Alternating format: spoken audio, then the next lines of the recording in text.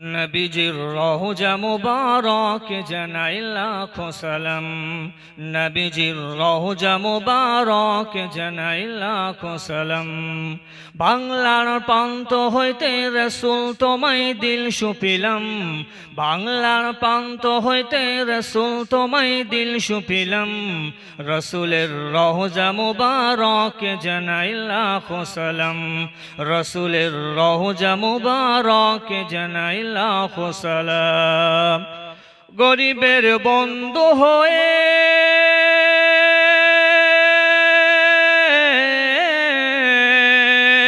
দুঃখীদের বন্ধু হয়ে এলে তুমি দুনিয়াতে, দুঃখীদের বন্ধু হয়ে এলে তুমি দুনিয়াতে। উম্মতের বন্ধু হয়ে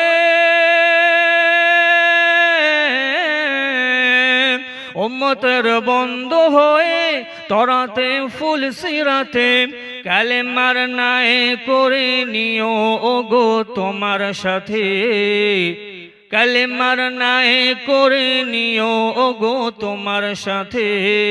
হাসরে দেখা দিও কাউসার পিয়ালা হাতে। আমি তোমার প্রেমে পাগল হয়ে মুগ্ধ হলাম, আমি তোমার প্রেমে পাগল হয়ে মুগ্ধ হলাম। রাসূলের রওজা মুবারক জানাই লাখো সালাম, রাসূলের রওজা মুবারক জানাই লাখো সালাম। বাংলার প্রান্ত হইতে রাসূল তোমায় দিল সুপিলাম, বাংলার প্রান্ত হইতে রাসূল তোমায় দিল সুপিলাম।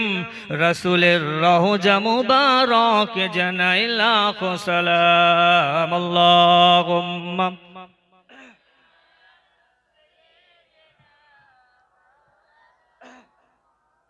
ওয়ালা আলি।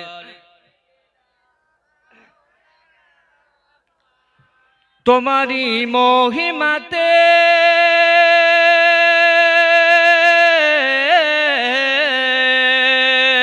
তোমারি মহিমাতে বিশ্ব হইল সৃজন, বিশ্ব মানুষের তুমি, বিশ্ব মানুষের তুমি হইলে বন্ধু স্বজন। সেই ধন্য হলো নূরের পরশ দিলে জারি, সেই ধন্য হলো নূরের পরশ দিলে জারি। সৃষ্টির সেরা তুমি পরশ তোমায় মুগ্ধ হলাম। আমি তোমার প্রেমে পাগল হয়ে দিল সুপিলাম, আমি তোমার প্রেমে পাগল হয়ে দিল সুপিলাম। রাসূলের রওজা মুবারক জানাই লাখো সালাম, রাসূলের রওজা মুবারক জানাই লাখো সালাম। বাংলার প্রান্ত হইতে রাসূল তোমায় দিল সুপিলাম, বাংলার প্রান্ত হইতে রাসূল তোমায় দিল সুপিলাম।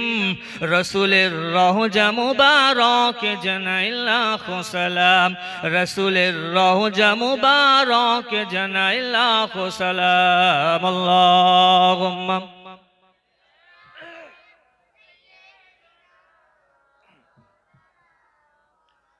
ওয়ালা আলি সাইয়্যিদিনা কালামা লা ইলাহা ইল্লাল্লাহ, লা ইলাহা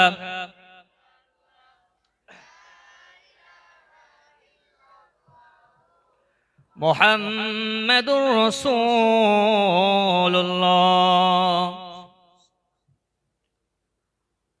সমস্ত প্রশংসা সে মহান আল্লাহ পাকের দরবারে, যিনি আমাদেরকে আজকে পবিত্র ইসালে সওয়াব এখানে হাজির হওয়ার তৌফিক দান করেছেন। সেই মহান আল্লাহ পাকের দরবারে আমরা সকলে সর্বপ্রথমে শুকরিয়া জ্ঞাপন করে সবাই বলি আলহামদুলিল্লাহ। তারপরে পরে জানায় আমার আপনার নবী বিশ্ব নবীর উপরে লাখো কোটি দরুদ ও সালাম বর্ষিত হোক। আমরা সকলে বলি সাল্লাল্লাহু আলাইহি ওয়াসাল্লাম। আল্লাহ পাক রব্বুল আলামিন কুরআনুল কারীমের মধ্যে জানাচ্ছেন, ইন্না নাহনু নাযালনা যিকরা ওয়া ইন্না লাহু লাহাফিজুন। আমি আল্লাহ পাক রব্বুল আলামিন আল কুরআনুল কারীমকে আমি আল্লাহ তাআলা দুনিয়ার বুকে সৃজন করেছি, দুনিয়ার বুকে পাঠিয়েছি, এবং আমি আল্লাহ তাআলা পবিত্র কালামুল্লাহ শরীফকে দুনিয়ার বুকে আগমন করিয়েছি এবং নাজিল করেছি। তো আল্লাহ পাক রব্বুল আলামিন বলছে এই কুরআনকে আমি নাজিল করেছি এবং এই কুরআনের হেফাজত, এই কুরআনের সংরক্ষণ আমি আল্লাহ তাআলা নিজেই করব। জোরে বলুন সুবহানাল্লাহ। তো আল্লাহ পাক রব্বুল আলামিন বলছেন যে কুরআন শরীফকে আল্লাহ তাআলা নাজিল করলেন এবং এই কুরআন শরীফের হেফাজত সংরক্ষণ আল্লাহ নিজেই করবে। তো সারা বিশ্বের মানুষ যদি মনে করে, কিছু কিছু মানুষ আছে তারা মনে করে যে কুরআনুল কারীম থেকে, পৃথিবীর জমিন থেকে কুরআনকে আমরা ধ্বংস করে দেব। আচ্ছা, আল্লাহ পাক রব্বুল আলামিন যেই কিতাবটার, যে জিনিসটার সংরক্ষণ নিজে কুদরতি হাতে করে, আচ্ছা ওই জিনিসটার কি পৃথিবীর সকল মানুষ যদি একত্রিত হয়ে যদি তাকে ধ্বংস করতে চায়, পৃথিবীর জমিন থেকে যদি বিদায় দিতে চায়, তাহলে বিদায় দেওয়াটা কি সম্ভব হবে? মোটেই সম্ভব না। তো আল্লাহ পাক রব্বুল আলামিন এই কুরআন শরীফকে নিজে তো হেফাজত করবেনই, কিন্তু আল্লাহ পাক রব্বুল আলামিন কিছু কৌশল অবলম্বন করবে। কৌশল অবলম্বনটা কি? আল্লাহ পাক রব্বুল আলামিন বলছেন আমার কুরআনুল কারীমকে আমি দুনিয়ায় অবতীর্ণ করেছি, আর এই কুরআনকে কিয়ামত পর্যন্ত সংরক্ষণ করব। তার মাধ্যম হলো, আমরা সকলেই জানি যে এই পৃথিবীর জমিনে 100, 200, 500 নয়, হাজার হাজার হাজার হাজার হাফিজে কুরআন এই পৃথিবীর জমিনেতে আছেন। তো এই হাজার হাজার হাফেজে কুরআনকে দিয়ে আল্লাহ পাক রব্বুল আলামিন এই কুরআন কি কাল কিয়ামত পর্যন্ত হেফাজত করাবেন। জোরে বলুন সুবহানাল্লাহ। তো আল্লাহ পাক রব্বুল আলামিন এই কুরআনুল কারীমকে হেফাজত করানোর জন্য পাহাড়ের কাছে বলে দেয়, ও পাহাড় তোর উপরেতে পবিত্র কালামুল্লাহ শরীফ আল কুরআনুল কারীমকে আমি আল্লাহ তাআলা তোর মধ্যে সংরক্ষণ করতে চাই। পাহাড় আল্লাহ পাক রব্বুল আলামিনকে বলেছিলেন, ও রব্বি আল্লাহ, আল্লাহ পাক রব্বুল আলামিন ওই পবিত্র কালামুল্লাহ শরীফটা আমি পাহাড়ের উপরে আমি অবতীর্ণ করবেন না, আমি পাহাড়েরকে আপনি সংরক্ষণের দায়িত্ব দেবেন না। কেন এই পবিত্র কাল কুরআনুল কারীমের হেফাজত, কুরআনুল কারীমের সংরক্ষণ আমি পাহাড় করতে পারবো না। আমার উপরে যদি পবিত্র কালামুল্লাহ শরীফ আমি আল্লাহ সংরক্ষণের জন্য দিয়ে দেন, ওরে হেফাজত করতে পারবো না, আমি পাহাড় ওই কুরআনের বহন করতে পারবো না, আমি পাহাড় ভেঙে চূর্ণ বিচূর্ণ হয়ে যাব, আমি পাহাড়ের কোনো নিশ্চয়তা থাকবে না। আল্লাহ পাক রব্বুল আলামিন ওই কুরআনুল কারীমটাকে নিয়ে আল্লাহ পাক রব্বুল আলামিন আর কারোর সংরক্ষণের দায়িত্ব দিলেন না। আল্লাহ পাক রব্বুল আলামিন তার সাদের পুতুল আদম আলাইহিস সালাতু ওয়াস সালাম, আদম নবীকে আল্লাহ তাআলা আদম সন্তানের উপরে আল্লাহ পাক রব্বুল আলামিন কুরআনের সংরক্ষণের দায়িত্বটা দিয়ে দিলেন। আল্লাহ পাক রব্বুল আলামিনের এই জমিনেতে হাজার হাজার হাজার মাদ্রাসা আছে, হাজার হাজার মাদ্রাসা থেকে হাফেজে কুরআন হওয়া ছোট ছোট বাচ্চা থেকে শুরু করে তারা পবিত্র কালামুল্লাহ শরীফের হিফজ হয়েছে, পবিত্র কালামুল্লাহ শরীফটাকে তাদের হৃদয়ের মধ্যে গ্রন্থন করেছে।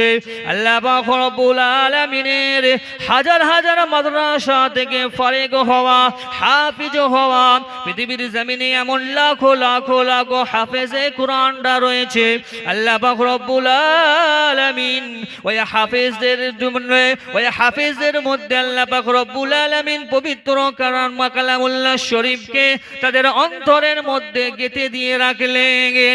পৃথিবীর জমিনে আমরা লক্ষ্য করে দেখা যায়, পৃথিবীর জমিনে আমরা একটু খেয়াল করে যখন দেখি, পৃথিবীর জমিনে অনেক রকম ডাকাত দেখতে পাওয়া যায়, অনেক রকম চোর পৃথিবীর জমিনে দেখতে পাওয়া যায়। পৃথিবীর জমিনে যতই তালা বন্ধ করে রাখেন না কেন, দেখতে পাই বাইরে থেকে তালা মারা, ভেতর থেকে কিন্তু মাল চুরি হয়ে যায়। কিন্তু আল্লাহ পাক রব্বুল আলামিন পবিত্র কালামুল্লাহ শরীফকে এমন একটা জায়গায় হেফাজত করছে যেখানেতে কোনো চোরের ক্ষমতা নাই, কোনো হাফিজি কোরআনের সিনা থেকে পবিত্র কালামুল্লাহ শরীফটাকে চুরি করে নিতে পারে না। না না না, কাল কিয়ামত পর্যন্ত আল্লাহ পাকের কোরআন হাফিজদের অন্তরেতে গাঁথা থাকবে।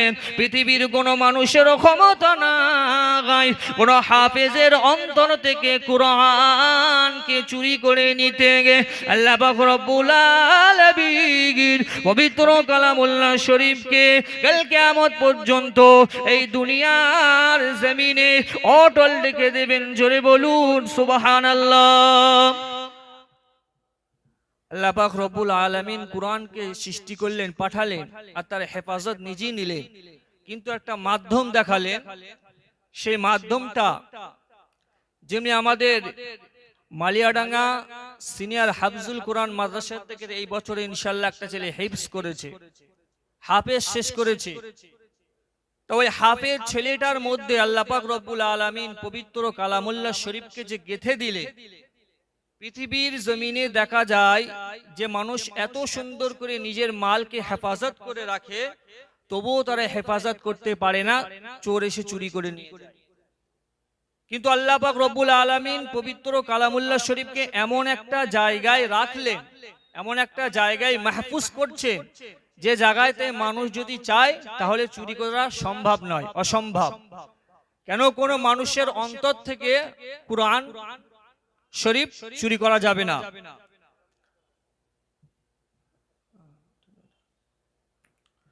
তো আল্লাহ পাক রব্বুল আলামিন এই মাদ্রাসার ছোট ছোট তালেবুল ইলমদের দিয়ে আল্লাহ তাআলা তারা পবিত্র কালামুল্লাহ শরীফের হিফজ করছে, তাদের অন্তরে পবিত্র কালামুল্লাহ শরীফ হিফজ করা।